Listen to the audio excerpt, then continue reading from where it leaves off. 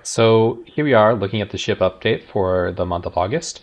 So we have 3 unannounced ships in the UK. I don't want to focus on that too terribly much, as we'll take a look at my notes here for that in a second. But we have the Paladin here, and I wasn't sure this was the Paladin at first, and then I realized the paint here with the arrow, this does appear to Paladin. And so we look at the original, one of the original concept pictures here, you can see this is the arrow along with the kind of default paint that it comes with here, and then here you have this thruster. The thing that is new here is actually this escape pod. So you can see there's an escape pod here, which is cool. So I don't know how people will access that, but on the inside here, there'll be some way to get in that escape pod, and that will shoot off. So looking good as it's completing its final stage, Lot 0 stage, and get out to us relatively soon. I don't think we'll see it till IAE, so I think it'll be one of the ships that come along with IAE. So very exciting, looking forward to that. As I did end up adding that to, but I was kind of holding on to it at first, but I decided to go ahead and add that to my fleet. So for the 3 unannounced ships, I do have notes here, and let's take a look at the progress of those. So obviously one of those ships was the Wolf, and they'll talk about that later down here. So that was obviously released. There were 4 unannounced ships up until the Wolf was released. So the fastest dev ship I do have here as the ship that's in early gray box, as in June it was in pre-production, then it moved in July into white box, and now it's in August, it's in early gray box phase, or I believe it to be in the early gray box phase.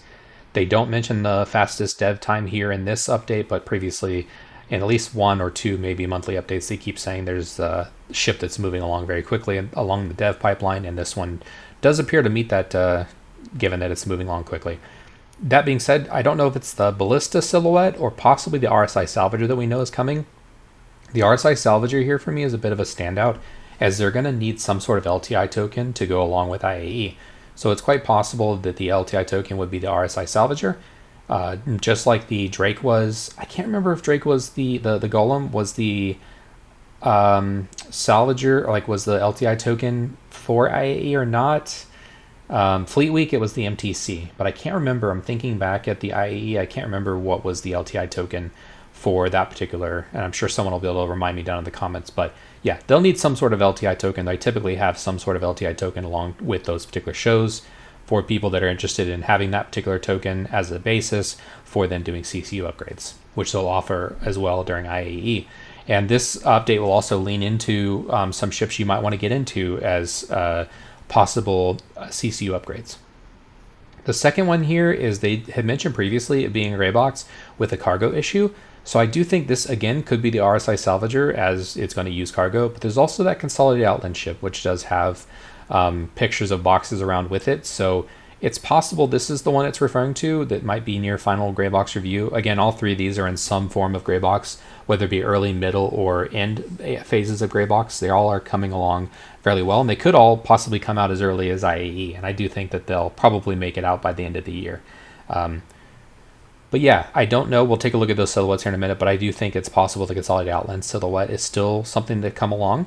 And then finally, we have a third ship. They talk about moving parts previously in the last month while it was in gray box. It's still in gray box now, and I think this could be the Drake silhouette with a potential bespoke gun. That's new information, as the Q&A recently covered. There's 2 other ships coming out with bespoke guns. Obviously, we know the Perseus is coming. It will have a bespoke gun, but I'm assuming as well that possibly the Drake, which could be a heavy fighter, if not even a bigger ship, could have a bespoke gun as well. They did also mention that these bespoke guns, quote-unquote bespoke guns, may have alternative ship guns being sold in the store as well, so that doesn't really make them as bespoke terminology is assumed, but that could be the Wolf, which I'd like to see something besides the ballistics for that, and it could mean the Meteor, or both could potentially get some bespoke gun alternatives to go along with them. All right, so let's take a look. Well, before we do that, I want to take a look at the silhouettes here. So here we have the Drake silhouette, or the one that we assume is the Drake because it looks like a bit of the Corsair type of wings here. And there's some boxes and stuff around here. Not much to go off of. I don't know. These are pretty big too. I'm not sure what's being shown here. All this. Ooh, is this a mule? I didn't really noticed this before, but this looks like a mule. Let me know in the comments down below if you think that's a Drake mule there, which could be a dead giveaway. This also looks like it could be a 2 SU box here, or maybe a 4 SU box. And obviously this guy is relatively small compared to this big size, but geez, that's looking like a Drake mule now that I look at it, like for the 100th time. I guess that begs the question, what are some of these other ships here? But yeah, let me know if you think that's Drake mule. For me, that's starting to stand out as possibly the silhouette for the mule. All right, moving back a bit here, we do have the Consolidated Outland ship that I referenced before, or what people believe to be the Consolidated Outland ship. I kind of was hoping this would maybe be a salvaging arm, but it doesn't look like, even though it's just got this kind of place, maybe, it looks like an antenna. So it's highly unlikely this is probably a salvaging ship, because they did reference as well that a orange ship, so either an Argo or Consolidated Outland ship, could potentially be a salvager in the future. Also, there appears to be a couple SU boxes here, so it does look like it's a cargo ship of some sort. They also have this kind of can up front, almost like a fuel can or something, so not sure what to go off of there, but anyways, let me know what you think on that. But I think those are still on their way, as well as if we move through the silhouettes here, a lot of these are already being released. We have this Anvil Ballista type of ship here as well. Not much to go off of, except for given its size. Would like to see, it'd be kind of interesting to see a medical variant. Hard sell though, given that it would only fit in something like the Asgard, and then why wouldn't you take the C8R or the Nursa instead? But we'll have to talk about that. Obviously, if they do come up with a bigger ballista type of medical ship, it would probably have 2 tier 3 beds, or maybe even a tier 2 bed. But we'll talk about that in this monthly update towards the end. We'll talk about some of the core gameplay stuff, because they do mention, they give insights a little bit into the medical stuff. So again, we've already talked about the Wolf coming along its way, which is good. It's getting further refinement here, or got further refinement this month. The Ironclad. So the Ironclads are both progressing through white box reviews, so it looks like they'll be going into gray box soon, which is good. I do think we'll probably see them around Fleet Week, which would put them 2 years from the original announcement, right? So they were announced Fleet Week last year. This year, Fleet Week, we didn't see them. We're going to go through IAE. They're not anywhere near done, so I don't think we'll see them by the end of the year. Unfortunately, hate to be the bearer of the bad news, but I've been saying that consistently on all these monthly updates, that before they weren't even mentioning what phase they were in. Now they're kind of referencing, hey, we're getting them through white box. So I think earliest we could see them next year would be probably around Fleet Week. Maybe we can see them by early next year would be cool. But I want to set expectations here. I wouldn't expect to see this until Fleet Week, or I can see them holding on to it until Fleet Week. But those assets will be useful for both the Ironclad as well as other Drake ships, including the Kraken. Moving on here, we have Aurora, which is no surprise, as they talked about at the Q&A. It's going to get a gold standard pass. And then you have the Hammerhead. This did surprise me, and it's good to see they're kicking off some updates for the old girl here, because I think this ship is criminally underutilized, because it's just bad, right? Like, I do keep this currently in my fleet. It's kind of copium or hopium that it will get better in some future state. Otherwise, it'll be a CCU target for upgrading to something better. This and the Perseus I'm both concerned with in the future states, as it's pretty dependent upon turrets, when turrets currently in gameplay are really not good. Unless you're fighting something, at least with the Perseus, when you're using its turret, you're using it against a very big ship. But you also want to be targeting those big ships. Like for the Polaris, you want to target the ballistic cannon up front. Same thing with the Idris. There's certain guns you want to take out with they can be like obviously the main spinal gun for the Idris is a big target, but you still want to take out certain guns, and you want your turret to be accurate enough and can be moved at speed to deal with threats like that. So the Hammerhead's in a rough spot, as its turrets are just absolutely terrible right now. So I would love to see the pilot get access to both of the 2 head turrets on the front. Giving the pilot access to 8 size 4s would be really good. A nice move towards giving it some possible usage for those that do have it in their fleet, mixed with potentially some redemption, because then it would need fewer crew members to actually make it possibly a usable ship in the verse. The Hull B. It's good to see it's in pre-production here as well, as the Hull B will be a really strong standout in its current price point. Obviously, it's not going to stay at that price point. It'll probably go up. It could go upwards of up at least $100, I would think, because it's a lot of cargo capability. Right now, it's less than half the price of something else like the Asgard, but has way more carrying capability. So looking forward to see how the Hull B comes along, but we probably won't see it till next year, but it's good to see it's entering pre-production. Same thing with the Raylan. So I would say look for the Hull B and the Raylan as CCU upgrades capabilities.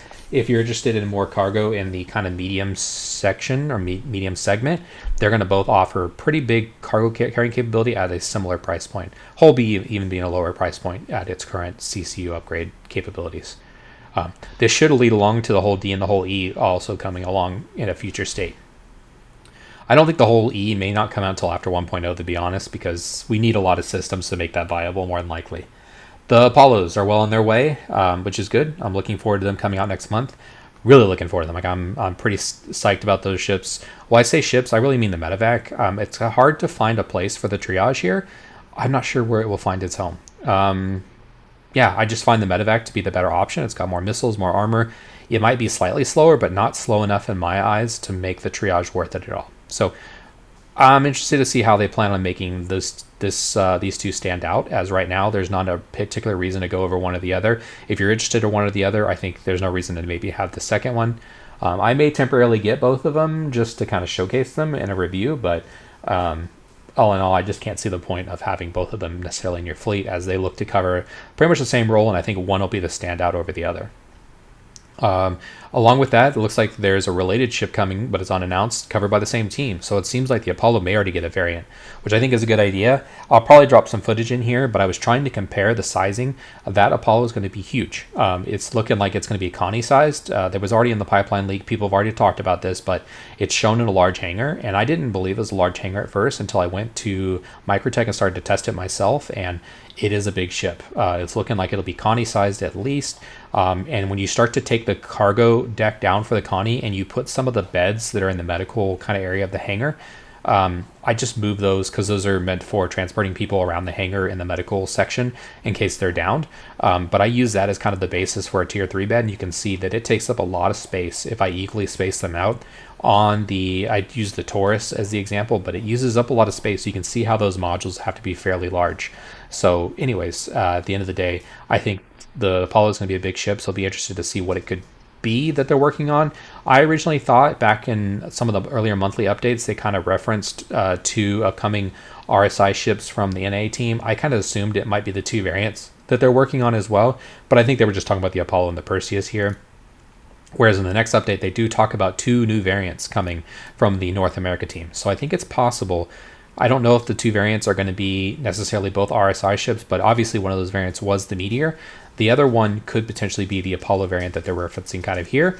They do also talk about a cargo capability and tractor beam, but I do think that was related to the Prowler. So I was really excited at first, thinking, oh my gosh, they have an Apollo tractor beam and cargo variant coming along, which could be the case, but I do think this is really noted for the Apollo Prowler, or sorry, the Apollo came out with the Prowler, the Asperion Prowler utility that came along a few months after this update here. So nothing really big to go off of there of what Apollo. Let me know what you think, which Apollo would be a good variant for it. I think cargo would be okay. It's Yeah, so I think it'd be interesting if the belly of the ship could come down, but that would beg the question of why they don't do that in the regular Apollo if they do end up doing that. So anyways, let me know what you think would be a good. I think it's a decent platform, a good alternative to the Connie. I'd want to see it with more guns like the Connie has. Obviously cargo ships are more common these days, so it's thinking a cargo ship could be a pretty good variant. I know Execute was talking about possibly like a Phoenix, so like a touring type of ship that's really high class would be cool as well. But yeah, I'm not super sold on the kind of Star Trek look of it, to be honest, but I think it still is an interesting platform they could build upon if they really wanted to, for sure.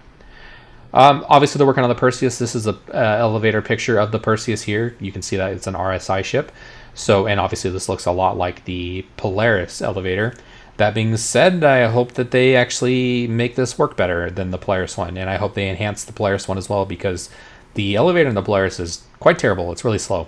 So you can actually get the ramps down on that bad boy and get up the ramps well before the elevator makes it to the ground, so you can get in it and get it going. So if this is in fact the elevator, which again appears to be the elevator for the Perseus, and since it's largely the same kind as the Polaris, I really hope that they use this as an opportunity to enhance both of those elevators with this release of the Perseus. So we'll have to see. Time will tell. But if this is the case, I'm hoping they can enhance this particular elevator here. Again, we've already talked about the Kraken as well on its way. I didn't cover that last time, but yeah, the Kraken is still in pre-production. I think by the end of the year next year, we could see the Kraken, which would be pretty cool. Looking forward to that. Finally, I do want to cover a couple things of core gameplay. They do talk about Medgel, so that appears to be those canisters we were talking about before. I kind of was talking about a canister with the card. It does look like that's a handle for the canister, so yeah, looking forward to see how this works. It does look like it's for the respawn flow, so the biggest question I'll have is, of course, is what amount or how does the bed work? And so I'm looking forward to see how that plays out, as, you know, when you look at a Cuddy Red, for example, and the Terrapin, the Medical Terrapin, Medical Terrapin has one tier 2 bed, so you would expect that to fare fairly well against two tier 3 beds that the Cuddy Red has. So I don't know how they plan to rectify that kind of stuff and the balancing. Same story or similar story with the Polaris as well as the Idris. The Idris has 4 tier 3 beds, which is okay, but then it has a tier 1 bed, which is great. However, if you look at it compared to the Polaris has 4 tier 2 beds. So how will those all kind of shake out? As we'll have to find out next month. Actually, it's not next month anymore. It's going to be, we'll find out this month. In the coming weeks, we'll find out, actually. So that'll start to probably come out here in the PTU, which will be exciting. So any day now, we should start to see some of the outcomes of this med gel and how it plays out. I'm really interested to see how it gets these different tier beds to work in a more appropriate fashion with how they'll play out. That being covered here as well as the item recovery. So they do talk about disabling components, which is an interesting concept. This will be good. Well, this will be a way to this will work against pirates. Unfortunately for pirates, again, I partake in pirating sometimes. It's pretty rare. It's not a gameplay loop I'm really majorly into, but it's something I do partake in occasionally, along with our org. And so this could really put a pretty big dampering on that, as once the owner claims the ship, the other component becomes bricked. So, or at least there's a timer associated with it for it to become bricked. So pirates will have to start carrying power supplies with them if they want to. Although typically the way pirates work is they carry the ship off to a location where a prize ship is, and they'll offload everything anyways. They're typically not looking to actually procure the ship in its state. Although I guess that wouldn't be the case for something like an Idris, right? If you're taking an Idris, you want to keep said Idris. Unless you, again, that's not always the case, but in some instances that's the case. My biggest concern here is this timer and the bricking. I wouldn't want to see this show up as a bug on regular ships, right? So, alternatively, as well, this could be a way to combat the duping of components, as currently you can duplicate components. If you're doing this, it'd be interesting to see if the brick components stands that way as well when you have this happen after the original owner, right? You being yourself, if you claim a ship, then the components you just pulled out of a ship will then become bricked, so that you're not duplicating those components as well. Let me know what you think of these two upcoming gameplay loops. There's other things here listed as well, which is exciting, but these are the two kind of things that stood out because I'm very excited for the gameplay stuff around the medical stuff. I just like the medical ships. There's no medical gameplay, but I do like these medical ships, the clean look, just the way they play out, and I don't know, I'm just interested in that support aspect of the game. Anyways, let me know what you think might be coming with the medical changes. I hope that they get that squared away. I thank you all for checking out the video. I appreciate those taking the time to like and subscribe, and I'll catch y'all next time. Peace.